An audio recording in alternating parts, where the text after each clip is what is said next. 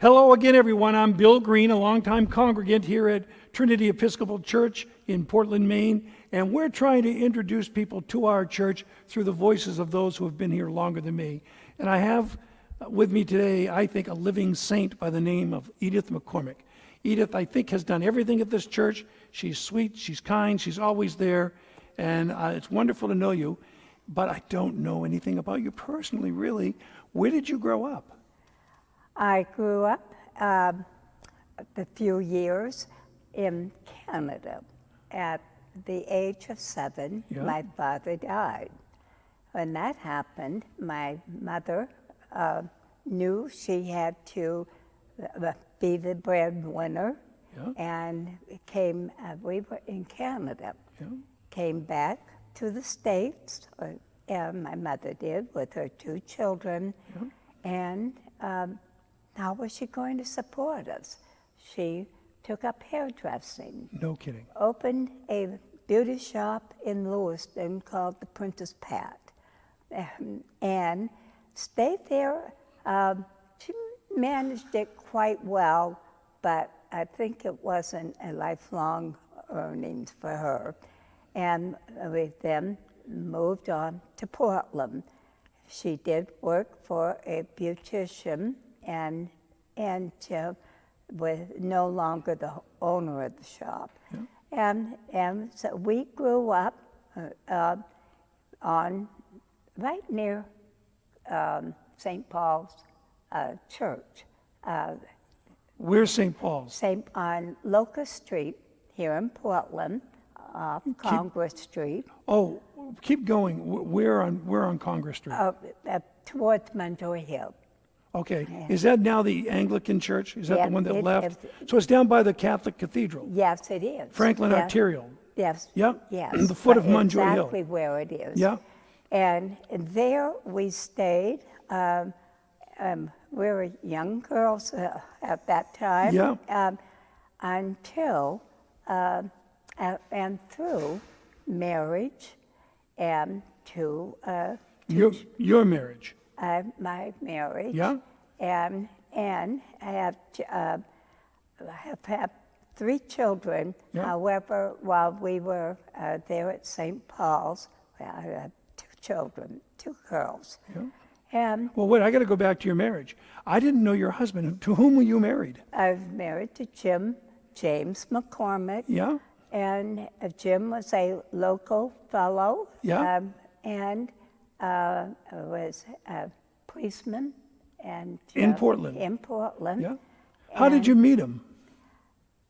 At a St. Paul's dance. No kidding. The young people had put on this dance, and he came in with a fellow who worked, by that time I had graduated from nursing and was starting to raise, not right then, later, the children. But make your own life. Right? Yes, I want to go exactly. back more. So you came to, where were you in Canada when your father passed away? New Brunswick, Canada. So you were a native English speaker, though.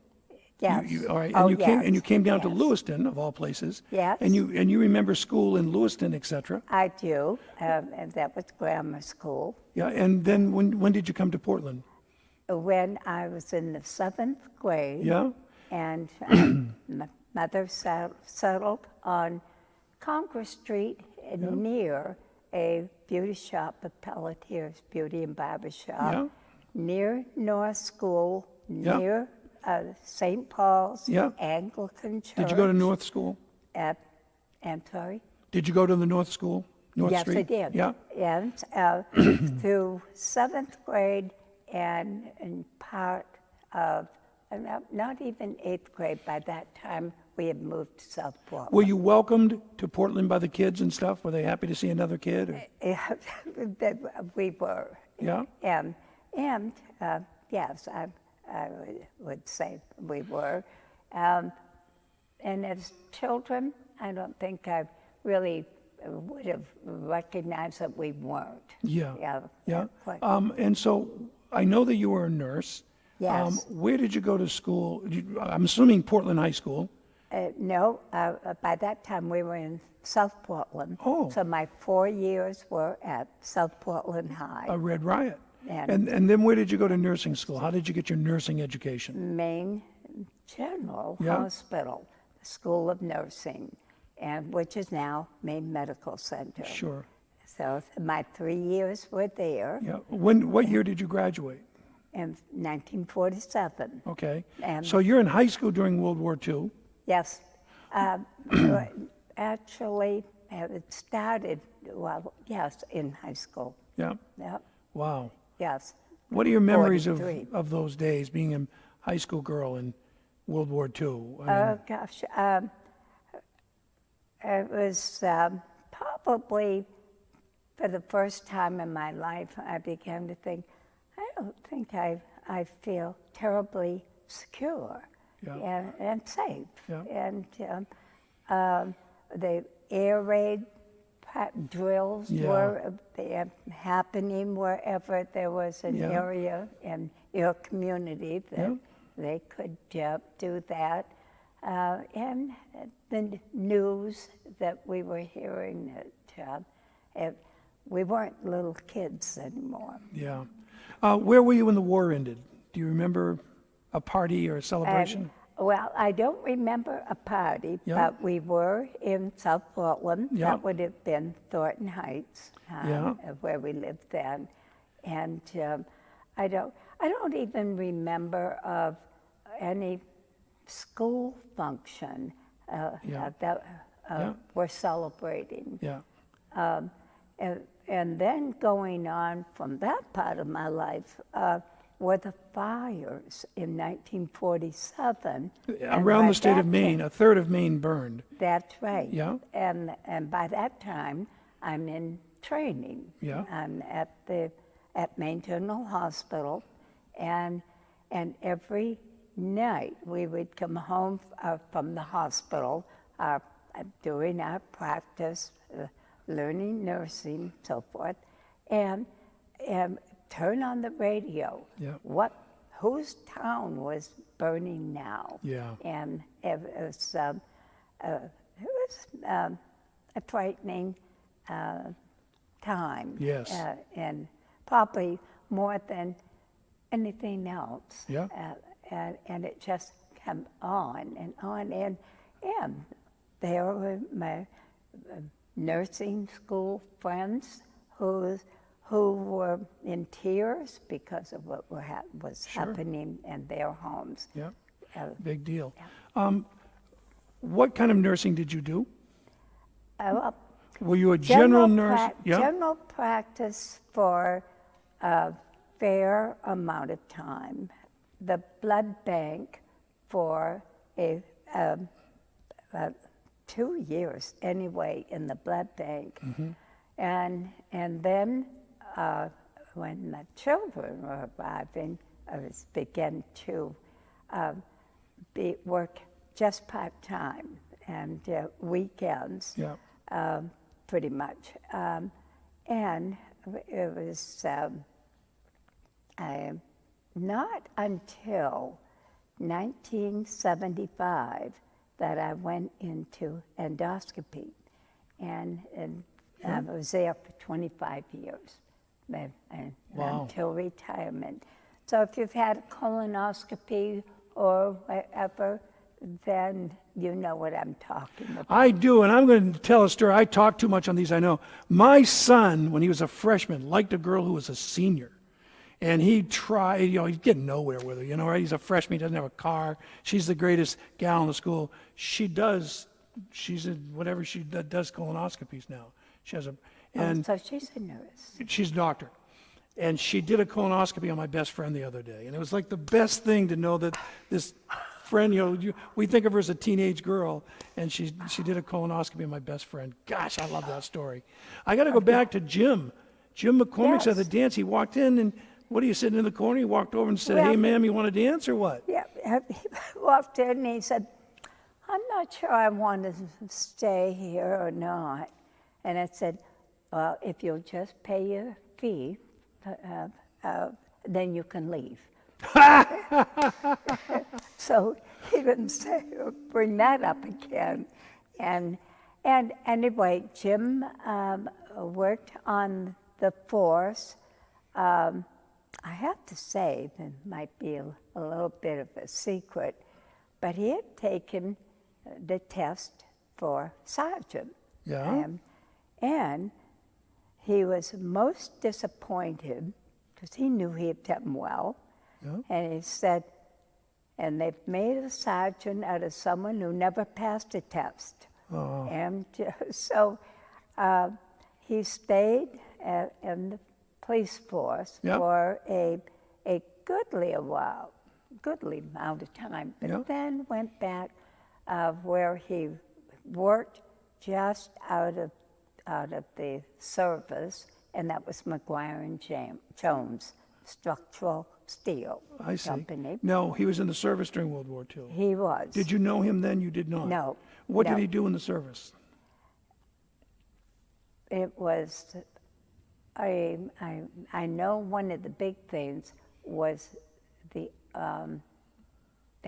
their ammunition, Yeah. their guns, Yeah. that was what I had heard him say Yeah. more than anything. Very interesting. other So than- what year were you married and where were you married? We were married in 1951 Yeah. and at St. Paul's. Yeah. And stayed there through marriage when we first came to Portland. Yeah. And I was in the 7th grade, so we were there at St. Paul's for a good many years Yeah. until I had my children. Yeah. And then I said, don't know if it's fair to say this, but the Sunday school was always the lower rung of the ladder for Yep. the money that they could spend. Yeah. And I had heard about Trinity and what a wonderful church school they had. It took them through kindergarten, right through to college. And it was called the Canterbury Club. And that was through Trinity. But when my children were at that age, they did not have the Canterbury Club Yep. anymore. Yep. But this was into college. Yep. And then we came to Trinity. Mm-hmm. And I can remember coming in, entrance was over here on Yep. Coyle Street. Yep. And the church was packed. Wow. I have thought since, what a wonderful thing churches are, that you can come in, perfect strangers, sit with perfect strangers, commiserate, and that is the beginning of your church experience. Yeah. And know that it's going to hold you in good stead. Yes. You're going to be What have you done at Trinity? at Trent. Oh gosh, well, I started with Sunday school, and as a matter of fact, and I have said this in church one time with discussion, that Shirley Goodwin was the rector. Yeah. It came, having been to Trinity just a few times, and he came in looking came to my house looking for Sunday school teachers. Really? And yes, and I did. I actually started with the nursery, and they had built a nursery in the Undercroft here. Yeah. I'm sure it was the volunteers, and they were wonderful little cubicles that the sides lifted up and down, and that's what these little children would spend their hour in while Mom and Dad were and Mom, whomever was in church. And so that was my first experience. Yeah. And then during my tenure, my years here, it was the probably first to, for long term, was EFM, Education for Ministry. Yep. That was a 4-year process and program. A great course, great teachers that did that, and then outreach, and became chairman of the outreach department Committee. And that was first was the St. Luke's had a soup kitchen, and we helped with that. From that, I became Project Feed. That started in 1975, and was had a success even today. Yeah, that's nice to see. Yeah. And then when John Wolverton was here, he started an activity with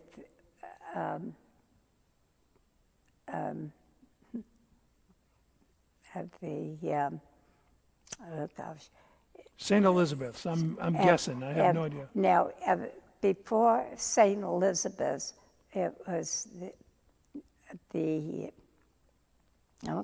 it's just not coming. All right, I understand. I do it every day. Habitat for Humanity. Oh, we did Habitat. I didn't know that. And they were just starting up then.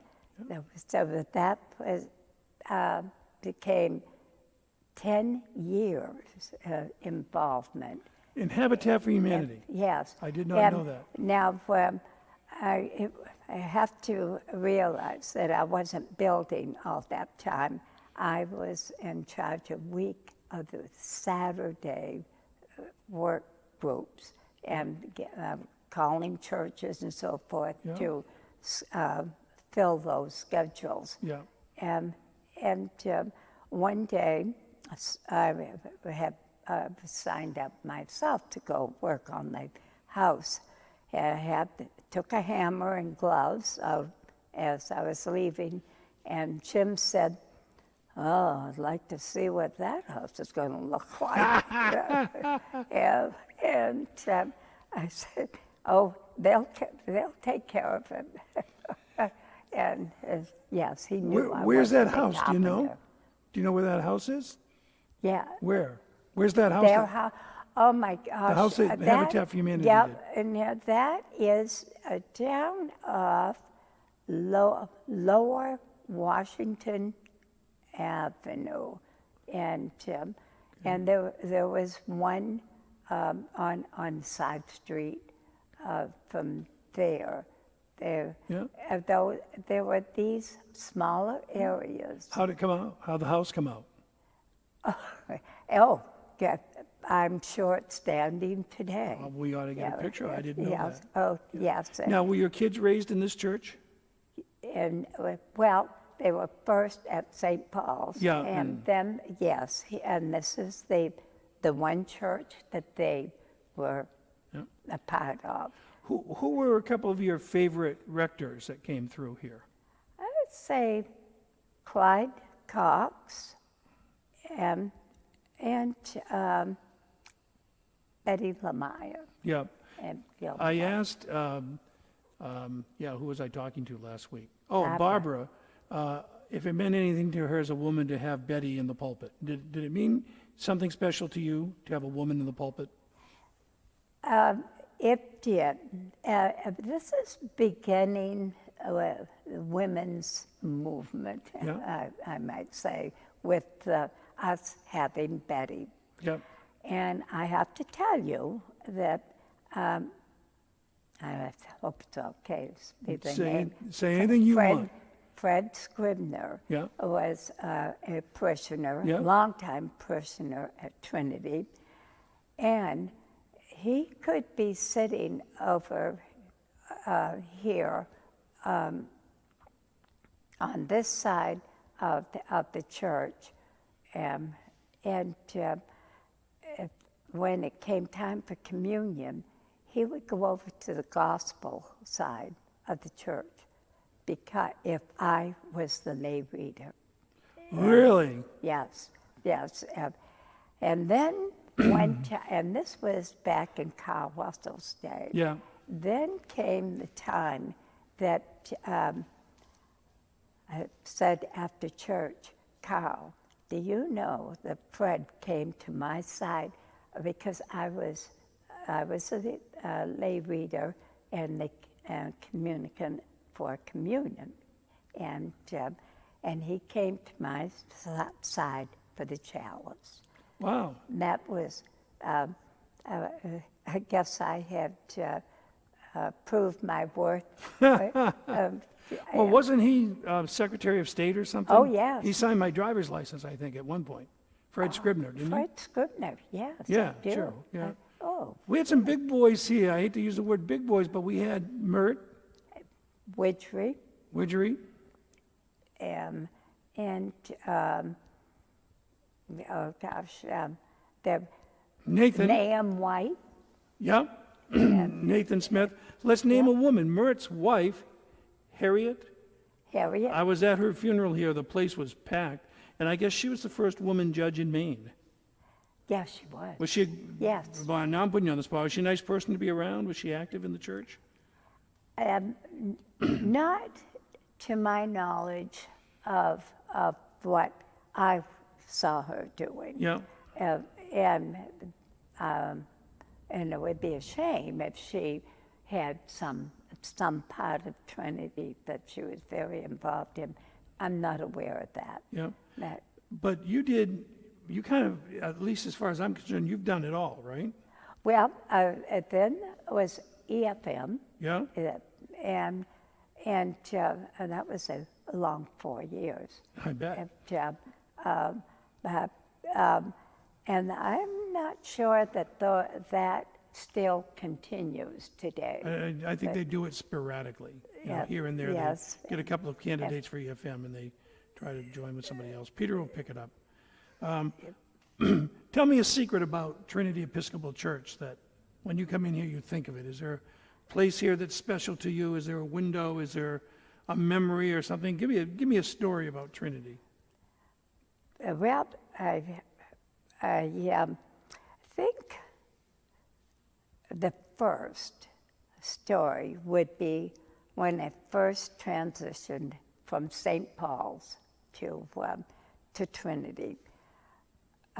This is considered, as they look at high church, low church in the Episcopal Church.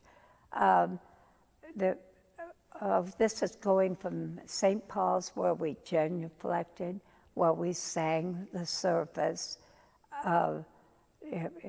You still have the same prayer book, but that word I got was, well, it was all right. I came. There were two sisters that. Eleanor McReynolds, Miriam McKinley, and then Beth Johns came from not the same time, but eventually they transferred to Trinity. And what was said was, if only they had gone to any other church but Trinity.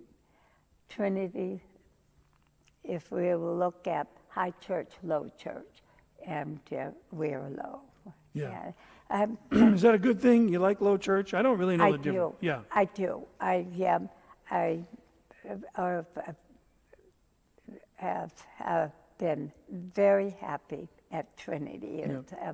It's been a welcoming church, and I can remember when I first came with the children, there was a Helen Mills who was superintendent of Sunday school.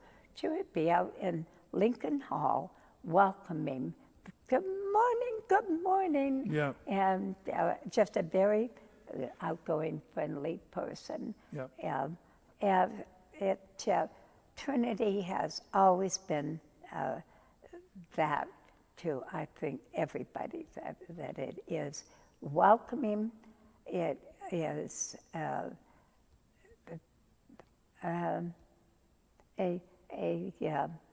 spot for, and a place for whether you want to be the librarian in the library, Yep. or you want to serve on committees. There's a place for you. Or perhaps you're the gentleman who joins the men's group here called the Monday morning. Yeah, whatever they are. Monday morning boys, I group. think. But, Yes. yeah, there's a lot to do. For instance, the EFM classes, that they found a teacher, a person to conduct that, and one of whom was Florence Haskell. Yes. And unfortunately, she died before that program had Yeah. eased out, and Jim Lannon took over as chairman. Now, we used to have a big red, I don't know if you call it a Reredos. You like the yes. white or you like the red? Do I? Do you like the white better than the red? I think the red were the kings, or the king. Yeah. And it's what I experienced when I first came. Yeah. And I liked it. I think my preference is the king. No kidding. It's Yes. back there, you know. It is back there. Right. That's right. We could there. sneak in some Saturday night and tear this down. We'd have the red one back. But That- maybe we shouldn't do that. Well, I guess you'd have to ask first, but I never found that scary. Yeah. That Yeah. Some people something. thought it was kind of put And, offish. and we have great music and have a great choir and choir master with Mary Frances Best.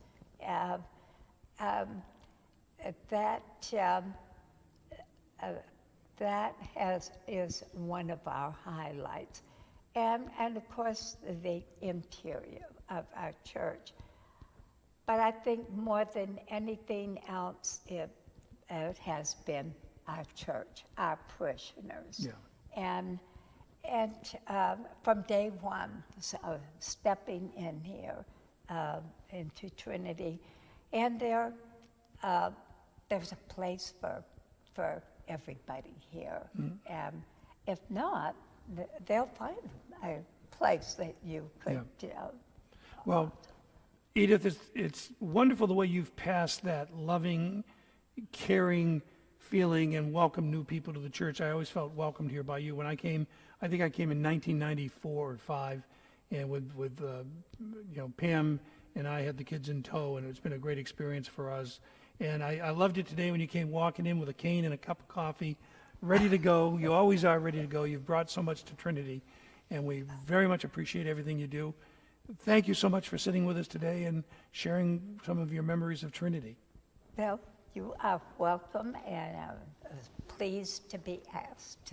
We'll see you again soon as we wheel in another senior member. It's probably going to be Skip or Doug, and I know they're going to have some stories to tell. So thanks for tuning in, and we'll see you soon here at Trinity Episcopal Church.